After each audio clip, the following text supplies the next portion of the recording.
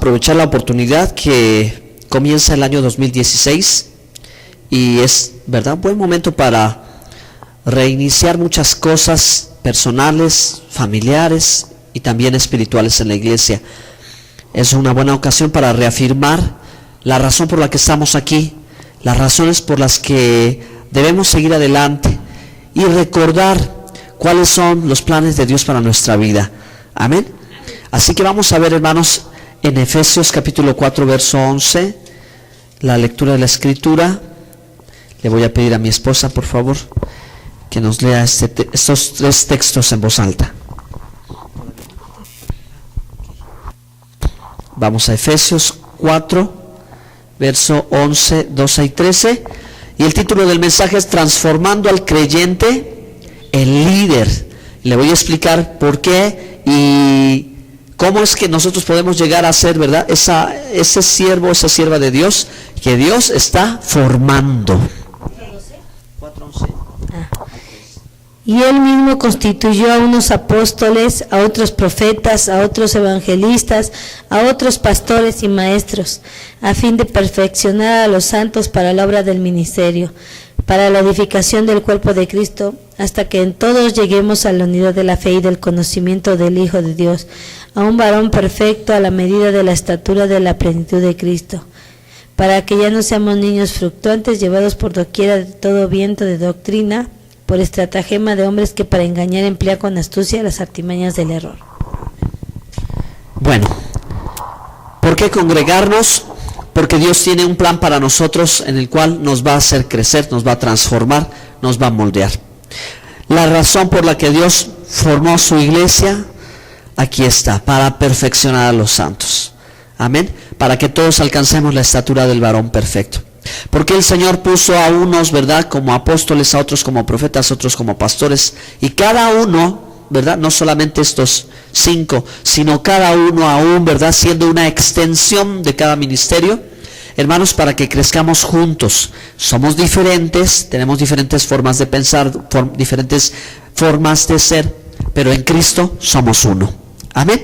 Y hay un proyecto maravilloso, y hay un plan maravilloso, y hay un propósito grandioso por el cual, ¿verdad?, Dios nos ha reunido en la iglesia. Él quiere, hermanos, transformar nuestras vidas. Así que muchos hermanos de los que llegan a alcanzar un ministerio como este, o como algunos de estos, ¿verdad?, tuvieron un inicio. Estas historias tuvieron un comienzo, hermanos queridos, ¿sí?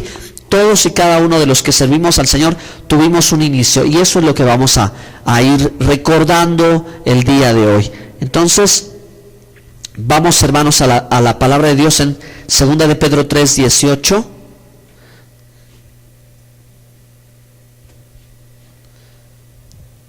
En 2 de Pedro 3, 18 la Escritura dice: antes bien, creced en la gracia y el conocimiento de nuestro Señor y Salvador Jesucristo. A Él sea la gloria, ahora y hasta el día de la eternidad. ¿Qué debe suceder en la iglesia?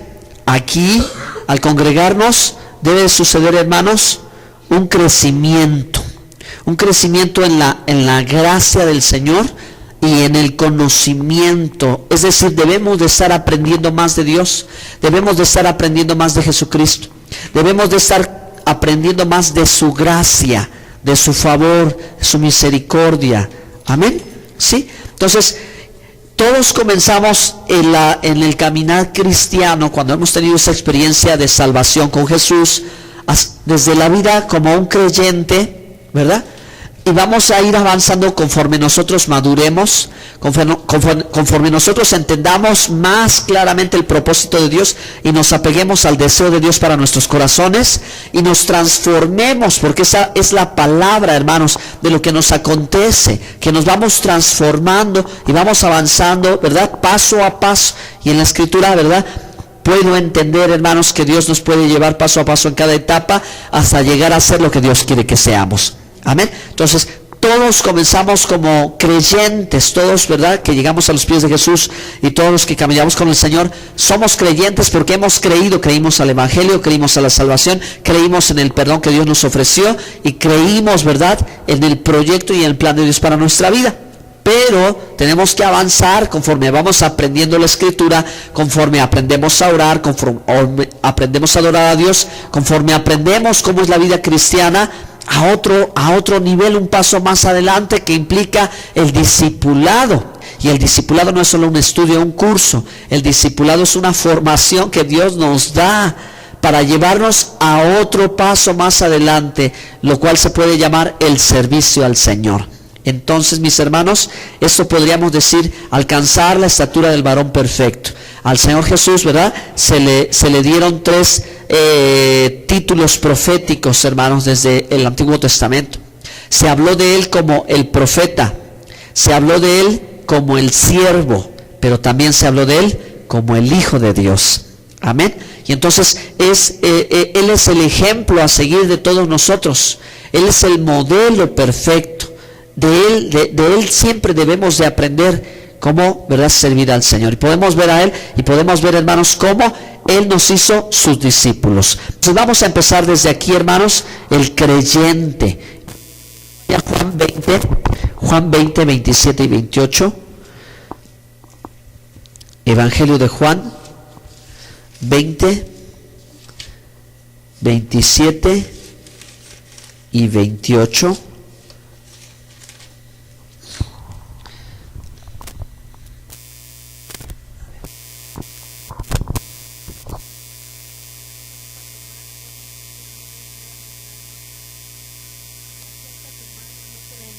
Y no seas incrédulo sino creyente.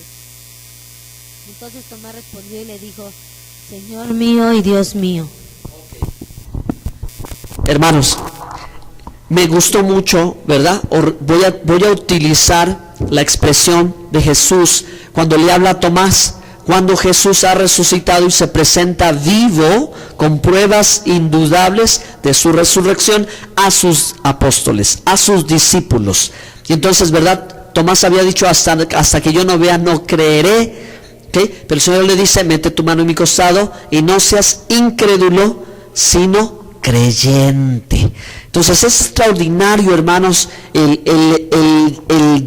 de verdad saber el milagro que nos ha acontecido a nosotros, que sin ver creímos. Es un milagro de Dios. Tomás quería ver. Tomás era de una mente muy analítica, muy escéptico, incrédulo, ¿verdad? Porque no creía lo que le estaban diciendo, lo que él estaba escuchando del poder de Dios, de la resurrección del Señor, de la fe verdadera. Él no estaba creyendo, él estaba escuchando y había estado presente. Y miren, hermanos, que ya habían pasado algunos años y sin embargo todavía se encontraba ni siquiera en el nivel de un creyente, sino de un incrédulo. Hermanos, una vez que el Señor le muestra por su inmensa misericordia, por haber sido llamado y escogido, le manifiesta su poder y le dice, ¿verdad?, si tú quieres ver, ok, puedes ver, ¿verdad?, pero no seas incrédulo, sé creyente. Esa expresión es la que yo quiero usar, hermanos, para tener un punto de partida de cuál es la situación de la gente que realmente, ¿verdad?, puede tener un concepto de Dios, puede tener una idea de Dios, puede tener una religión y no ser creyente. ¿Sí? Puede estar en una religión y no tiene a Dios, no tiene salvación, no tiene nada más que un tradicionalismo, un costumbrismo o una religiosidad. Pero, hermano, aquí el Señor le dice: sé creyente. Y lo mismo, ¿verdad?, nos sucede a nosotros. Por eso digo que es un milagro maravilloso que nosotros, sin necesidad de ver, hayamos creído. Y si verdaderamente hemos creído, hermanos, entonces tenemos el privilegio de decirnos creyentes, porque hemos creído en el poder de Dios, hemos creído en la resurrección del Señor, hemos creído en la palabra de Dios. Ahora, obviamente hay algunas características que definen a un creyente. Un creyente, hermanos, debe de conocer, ¿verdad?, la Biblia. Yo digo siempre, en las primeras cosas de la vida cristiana. Un creyente es aquel que se está, ¿verdad?, metiendo con el Señor y aprendiendo. Es una persona que está en un momento de su vida que todo lo que reciba lo va a aprender, lo va a entender, lo va a asimilar.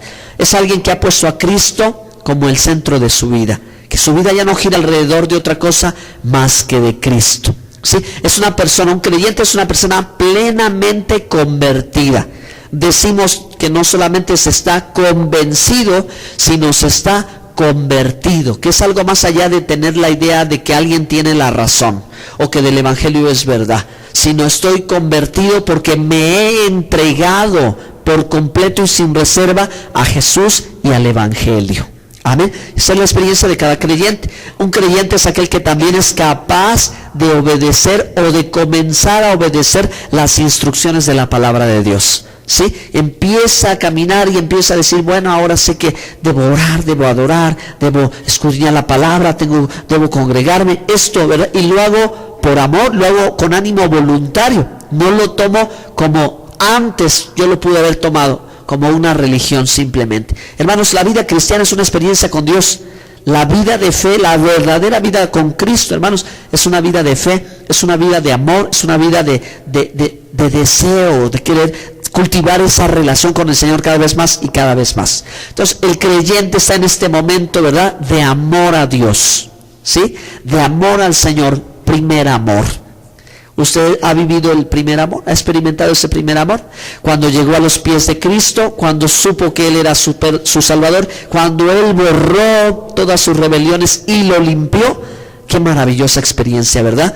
De ser nacido de nuevo, de ser ahora, ¿verdad?, alguien que decía, yo de Dios no me acordaba. No, ahora Dios está en todo en mi vida. Ahora todo el tiempo hablo de Dios. Pues así dice su palabra. Así dice, hermanos, en la Biblia. Solo de Él hablarás, ¿verdad? Solo en el camino, en tu casa, al acostarte, al levantarte, de Él, de Él, de Él, de Él, de Él, de Él. Aleluya, gloria a Dios. Bueno, y estamos aprendiendo, ¿verdad?, cuando somos creyentes, a amar lo que Dios ama, ¿sí? Si amamos a Jesús, también amamos lo que Jesús ama. Y Él nos va enseñando, hermanos, a reconocer a su iglesia, amar a su pueblo, ¿verdad? Amar a su pueblo, estar unido con su pueblo, no desunido, sino unido en amor fraternal. Pero, hermano, le tengo una noticia. Esto es apenas el comienzo. Cuando nosotros somos salvos, no es el final de la historia, es el comienzo de una nueva vida. El final de la vida pasada, sí, pero el comienzo de una nueva vida en Cristo, de muchas cosas que Dios tiene preparadas para los que le aman. Entonces, hermano, ¿qué continúa en esa vida, en esa experiencia? El transformarte en un discípulo. Necesitamos, hermano, ver con claridad cuál es la diferencia. ¿Que no acaso todos los que creen son discípulos? No, porque todos pueden creer, pero hermanos, cuando Jesús estaba ministrando a las multitudes, no todos le seguían todo el tiempo, sino que algunos simplemente recibían la sanidad, recibían el alimento, recibían lo que necesitaban y se quedaban allí. Jesús seguía adelante. Así que, ¿quiénes son los discípulos? Los que siguen las pisadas de su maestro. ¿Qué dice la Biblia, hermanos? Que los que Él escogió lo seguían, y donde quiera que Él iba, siempre estaban allí. ¿Quiénes eran ellos? Los discípulos. O sea, podemos decir de una forma muy sencilla, esos 12 que no se apartaban de Él. A esos Él los llamó sus discípulos. Y de ahí entonces nosotros podemos empezar a entender quién es un discípulo. No solamente aquel que cree en el Señor, no solamente aquel que habla de Dios, sino aquel que sigue las pisadas de Jesús, que no se aparte en ningún momento de Él donde quiera que vaya. Sigue y continúa en el Señor. Entonces el discípulo es el que practica la enseñanza de su maestro, ¿sí? Y tiene que recorrer todas las partes del discipulado para constituirse un fiel discípulo. ¿Qué quiere decir eso, hermano? Que hay un compromiso mayor. El creyente, hermano, de cierta manera es como el bebé, el niño espiritual, ¿verdad? Es complacido, es sostenido, es protegido, es cuidado, es alentado. Es la oveja que acaba de llegar al redil, pero que necesita crecer, necesita transformarse, ¿verdad? De una mentalidad simplemente de ser una oveja a una mentalidad ya de actuar como un discípulo, ¿sí? Como alguien que ya no necesita, ¿verdad?, que le demos el empujoncito, sino que él ya camina solito. De alguien que ya sabe que llega, que tiene un compromiso con el Señor, que ya no necesita que se le lleve de la mano. Ahí se empieza a ver, hermana, el crecimiento espiritual, y podemos identificar dónde estamos. Cuando ya ciertas necesidades que teníamos antes, ahora ya no las tenemos. Ahora ya nos sentimos amados, protegidos, parte del cuerpo de Cristo, fieles creyentes, y ahora nuestro compromiso surge hacia la iglesia, hacia Dios, hacia su pueblo, hacia el propósito de Dios. Ya no es Dios que me sostiene, que me cuida, ¿verdad? Que está a mi lado porque lo necesito. Ya el Señor ya lo hizo en mí, y ahora voy a caminar, ¿verdad? Desprendiéndome un poquito de una mentalidad así, no porque sea mala, sino es buena, pero tenemos que ir a un poquito más. Porque todos, hermanos, somos el rebaño del Señor, todos somos ovejas del Señor, y todos siempre necesitaremos del Señor. Pero ¿qué necesita el Señor ahora de mí? ¿Qué pide ahora el Señor de mí? ¿Qué espera el Señor de mí? Él dijo: cualquiera que quiera ser mi discípulo, niéguese a sí mismo, tome su cruz, sígame.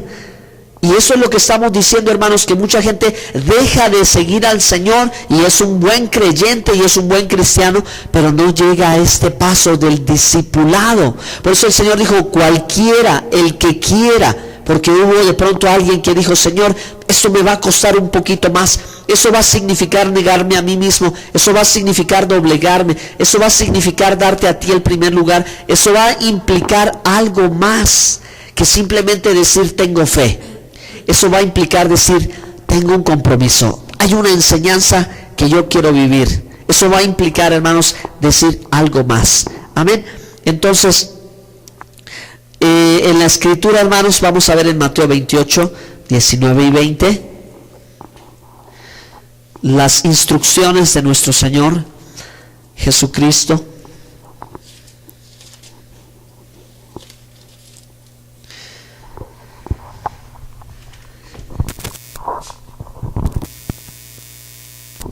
Por tanto, id a hacer discípulos a todas las naciones, bautizándolos en el nombre del Padre y del Hijo, las cosas que os he mandado, y he aquí yo estoy con vosotros todos los días hasta el fin del mundo. Amén. Veamos, hermanos, que el Señor no solamente espera que su evangelio se predique y lo crean, sea creído, sino que el Señor mismo dice: hagan discípulos, ¿sí? ¿Y de dónde vamos a tomar esos discípulos? De los que han creído. Entonces, en la iglesia todos pueden ser fieles y buenos creyentes, pero ¿cuántos de ellos son discípulos? ¿Cuántos de ellos ya se han, verdad, comprometido aún más en decididamente llevar la enseñanza del Señor paso a paso, verdad, en obediencia? ¿Cuántos de ellos ya han avanzado un poquito más así con Jesús en todo aquello que de pronto el Señor va demandando del creyente? Algunos de pronto se detienen, algunos dicen: gracias, Señor, me gustó el milagro, pero esto que tú me pides no me gusta mucho, ¿verdad? Esto que tú demandas no me gusta mucho, esto que tú dices, esto como que es más difícil. ¿Y cuánta gente se quedaron en el camino? Hermanos, cuando el Señor empezó a hablar acerca del discipulado y Él exhortaba a la gente a que el que quisiera ser su discípulo tendría que pagar cierto precio, la Biblia dice que muchos se alejaron, que a tal grado que Pedro, ¿verdad?, estaba un poquito confundido, que decía: Señor, pero ¿qué mensaje es este? Que en lugar de que la multitud siga viniendo hacia ti, ahora se están alejando de ti. Se están alejando de ti porque cuando hablamos del compromiso, cuando hablamos de responsabilidad, cuando hablamos de entrega de sacrificio, parece que no les gusta, ¿verdad? Bueno, a la carne no le gusta, hermanos, pero la gente se alejaba y el Señor decía: ¿qué mensaje es este? ¿Quién podrá ser salvo? Y el Señor le dijo: ¿acaso ustedes me quieren abandonar también? Señor Jesús le dijo a Pedro, ¿verdad? ¿Acaso ustedes también me quieren dejar? Cuando vio que la gente se alejaba de él, ya había sido alimentada, ya se había sanada, ya había sido cubierta su necesidad, ya no encontraba otro motivo por el cual seguir allí. Pero fue cuando Pedro, hermanos, dijo estas maravillosas palabras: nosotros hemos dejado casas, hemos dejado tierras, hemos dejado familia por seguirte. Y el Señor le dijo: tendrás una recompensa 100 veces más en esta vida y en la venidera. Pero el Señor también, hermanos, Pedro dijo: Señor, ¿a quién iremos? Cuando Jesús dijo: ¿vosotros también se quieren ir? Y Jesús dijo: Señor, ¿a quién iremos? Solo tú tienes palabras de vida eterna. Esa fue la respuesta, y los discípulos no abandonaron al Maestro. Eso es, hermano, lo que nosotros también tenemos que ser: apegados al Señor. Que el Señor nos ayude, hermanos, a tener las características que se requieren de un verdadero discípulo. Que el Señor nos ayude, ¿verdad?, a mostrar nuestras credenciales, que realmente somos sus discípulos, porque aquí está escrito en la palabra de Dios. Usted puede leer Mateo 5, 6 y 7. Ahí, hermano, está la instrucción del discipulado. Ahí se nos enseña el discipulado del Señor, cuando el Señor dice: oíste que fue dicho, oíste fue, pero vosotros que sois mis discípulos haréis esto. ¿Sí? Cuando los discípulos no sabían orar, Jesús, ¿verdad?, les dijo: vosotros oraréis así. El Padre Nuestro es la oración del discípulo, no la oración del maestro. Es la oración para el discípulo, no para el maestro. Vosotros oraréis así. Esta es su oración, porque ustedes son los discípulos. Amén. Entonces, que el Señor nos ayude, hermanos, a crecer de tal manera que tengamos un buen criterio, una correcta forma de pensar, una correcta forma de entender la vida espiritual y de vivirla. Que el Señor nos ayude, hermanos, no solamente a recibir la palabra, sino a llevarla a la práctica. Ese es el verdadero discipulado. Eso es, hermano, parte de nuestra vida cristiana. Es más allá que llegar a la reunión de los domingos.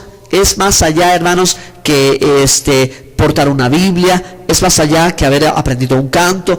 Es mucho más allá, hermanos. Esto tiene que ver con la vida diaria que nosotros tenemos en nuestra casa, en el trabajo, en la escuela, en la familia, donde quiera que estamos. Ahí, hermanos, somos un reflejo, y la gente verdaderamente podrá percibir nuestra madurez espiritual, nuestra transformación, y ellos serán testigos de cuánto hemos cambiado, cuando antes quizás no estuviéramos dispuestos a hacer ni el más mínimo sacrificio por alguien, y de pronto nos vemos hacer algo que antes no hacíamos. Eso es sorprendente también. Es parte de la transformación de Dios en nuestra vida, cuando nosotros hemos llegado a cambiar de tal manera que la gente hasta nos puede desconocer y dice: yo no había visto este aspecto de ti, esta forma de ser, esto que tú has hecho. ¿Por qué lo has hecho? Hermanos, porque Dios está en nosotros, porque el Señor nos ha ido cambiando, porque el Señor nos hace madurar, porque el Señor nos hace crecer y nos va transformando para que nos parezcamos más a Él. La medida del discípulo es el maestro. Jesús dijo, ¿verdad?, bástale al discípulo con ser como su maestro. Entonces, cada uno de nosotros, todo lo que vamos aprendiendo, lo que vamos escuchando, hermanos, y todo esto tiene que ver con ser más como Jesús. Si algo no nos está haciendo más como Él, entonces no está bien. Si hay algo, hermanos, en nuestro caminar, si hay algo en la iglesia, si hay algo que no nos está llevando a ser más como Jesús, entonces tenemos que cambiar. Tenemos que cambiar. Pero si esto nos está llevando a ser más como el Maestro, nos está llevando, impulsando, motivando a ser más como Él, nos está enseñando a amar, a perdonar, a hacer sacrificio, a ser obedientes, ¿verdad?, a vivir el estilo de vida cristiano agradable a Dios. Amén, hermanos. Vamos por buen camino. Amén. Bueno, ¿a dónde vamos a llegar? ¿Hacia dónde Dios, hermanos, creo por su palabra que nos quiere llevar? Nos quiere llevar, hermanos, a hacernos sus siervos. Hacernos y ser. La palabra siervo, hermanos, implica también mucho más que estar detrás de un púlpito, mucho más que pararse al frente de un grupo de personas, mucho más que hacer una oración, que dar una indicación o dar una orden. Es más, hermanos, el siervo es todo el tiempo. El siervo es 24 horas, hermanos. Trabaja en su familia, en su casa. Sirve al Señor con amor. Sirve al Señor, ¿verdad?, en todos los sentidos. Entonces, aquí es el discipulado. El discipulado precisamente es para formarnos, darnos a nosotros ese carácter, darnos a nosotros esa fortaleza, darnos a nosotros ese apoyo para poder llegar a ser buenos siervos. No se puede ser buen siervo si primero no se es buen discípulo. Pero si se es un buen discípulo, hermano, pues usted puede saber, será un buen siervo de Dios. Si no se es un buen discípulo, no se puede llegar a ser un buen siervo de Dios. Todo siervo es un discípulo, pero no todos los que son discípulos llegan a ser siervos. ¿Por qué? Porque, hermanos, una vez más, implica ahora todavía un mayor compromiso con el Señor. Lo sabemos, hermanos, ¿verdad? Lo sabemos, la responsabilidad que lleva todo siervo y toda sierva de Dios. Y déjeme decirle, todos los que hemos sido lavados y comprados con la sangre de Cristo, somos llamados a ser sus siervos. Tenemos ese llamado. Y Señor, yo voy a ser el siervo de la noche a la mañana. No, hay un proceso, ¿verdad? Que va a venir con la disposición, con el amor, con la experiencia de la vida cristiana y con un poquito de tiempo. Conforme, hermanos, usted y yo nos vamos rindiendo al Señor, el Señor nos va a llevar de la mano a su propósito. ¿Sí? ¿Cuál es el sueño de Dios para su vida? Donde, de acuerdo a lo que yo escudriño en la Biblia, llega ese momento hermosísimo en la vida cristiana a la que todos tenemos que llegar a ese punto, a ser los siervos de Dios. Hermanos, los siervos que ustedes admiran, los siervos que yo admiro, los siervos de Dios, entregados, apasionados, leales, que inspiran, que motivan, antes, hermano, tuvieron que vivir lo que usted y yo vivimos. Ellos también, nadie llegó así de pronto por arte de magia y llegó a ser un gran siervo. No, tuvo que empezar desde abajo.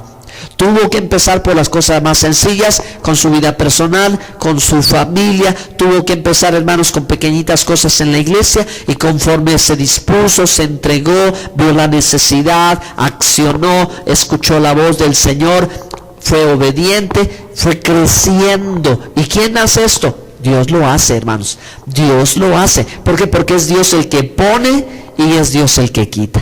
No es la voluntad del hombre, hermano. La iglesia es de Cristo, hermanos. ¿Sí? Y de pronto el Señor Él es el que dispone así, dice, aquí te voy a colocar y aquí te quiero poner, aquí te voy a llevar y aquí te voy a poner así. Y el Señor, hermano, hace su voluntad, y para eso estamos los siervos. Para que, hermanos, la voluntad del Señor se vea cumplida. No la nuestra propia. No la nuestra propia, porque nosotros no somos dueños de la iglesia. Es Cristo el dueño de la iglesia. Él es el Señor de la iglesia. A Él es al que todos servimos sin distinción. No hay uno más grande, no hay uno más así, más chiquito. No, hermanos, para el Señor todos somos simplemente sus siervos.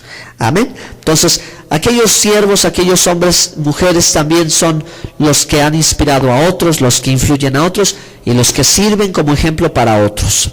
Son los que escuchan el llamado de Dios y deciden servir. ¿Por qué lo hacen? Por amor a Dios, por amor a la iglesia, pero también por amor a un mundo perdido. Esa gente representa, ¿verdad?, la más alta estatura espiritual. ¿Sí? Porque, hermanos, ¿verdad?, vamos creciendo y en la iglesia tenemos eso, bebés espirituales, niños espirituales, gente más madura. Pero, hermanos, obviamente es Cristo la estatura perfecta, ¿verdad? Y yo creo, hermanos, que a todo siervo, pues le falta siempre, a todo siervo le falta un largo trayecto. Hermanos, si el siervo es muy orgulloso, le falta más todavía. Si el siervo es humilde, está cerca. Porque así son las cosas del reino. Estamos cerquita o estamos lejitos.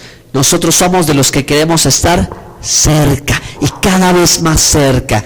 ¿Cómo es esto más cerca? Más parecidos a Él.